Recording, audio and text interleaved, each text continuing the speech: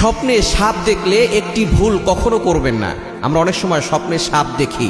স্বপ্নে সাপ দেখা এটা হচ্ছে একটা সতর্ক বার্তা। আপনি যে স্বপ্ন দেখেছেন এই স্বপ্নের কিছু ব্যাখ্যা রয়েছে, অনেকে এটা বিশ্বাস করতে চায় না।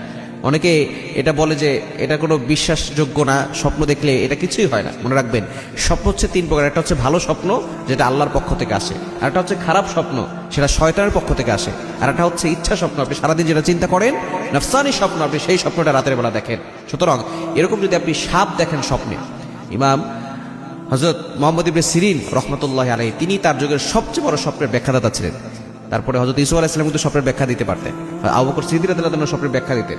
সুতরাং এই যে মুহাম্মদ ইবনে সিরিন রহমতুল্লাহ আলাইহি তিনি তার গ্রন্থনামায় লিখেছেন যে কেউ যদি সাপ স্বপ্ন দেখে, যদি আপনি দেখেন সাপ আপনাকে ধাওয়া করছে, আপনাকে এমনভাবে ধাওয়া করতেছে, আপনি দৌড়ে ছুটতেছেন, পালাচ্ছেন, অথবা সাপ আপনার ঘরে ঢুকেছে, এর মানে হচ্ছে দুশমন আপনাকে ক্ষতি করতে চাচ্ছে, অথবা কেউ আপনাকে ব্ল্যাক ম্যাজিক করেছে, আপনাকে ক্ষতি করতে চাচ্ছে।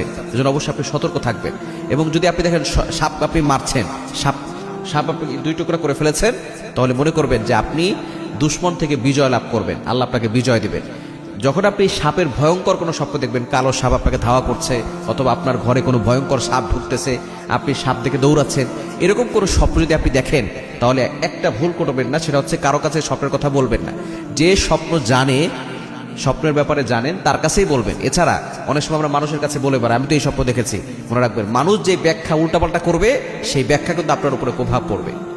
এজন্য খবরদার কাউকে বলতে যাবে না। খারাপ স্বপ্ন দেখলে আপনি সাথে সাথে ঘুম থেকে উঠে বাম দিকে 3 বার থুতু নিক্ষেপ করবেন। থুতু ফু দিবেন না, 3 বার থুতু নিক্ষেপ করবেন, যাতে করে কিছু পানি বের হয়।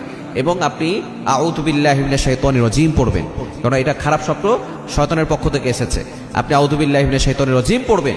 এরপরে আপনি আউযু বিকালিমাতিল্লাহি তাম্মাতি মিন শাররি মা খালাক এই দোয়াটা পড়তে পারেন। লা হাওলা ওয়ালা কুওয়াতা ইল্লা বিল্লাহিল আলিয়্যিল আযীম এটা পড়তে পারেন। এরপরে আপনি যেদিকে কাত হয়ে এই স্বপ্নটা দেখেছেন তার বিপরীত দিক হয়ে ঘুমিয়ে যাবেন। এবং যদি বেশি ভয়ঙ্কর স্বপ্ন দেখেন, আপনি 2 রাকাত সালাত আদায় করতে পারেন। ইনশাআল্লাহ এই স্বপ্নের কোনো প্রভাব, খারাপ প্রভাব আপনার উপরে পড়বে না। এজন্য এই স্বপ্ন যদি কেউ সাপ দেখেন, তাহলে সতর্কবার্তা আল্লাহ তাআলা দিচ্ছেন যে কেউ আপনাকে ক্ষতি করতে চাচ্ছে।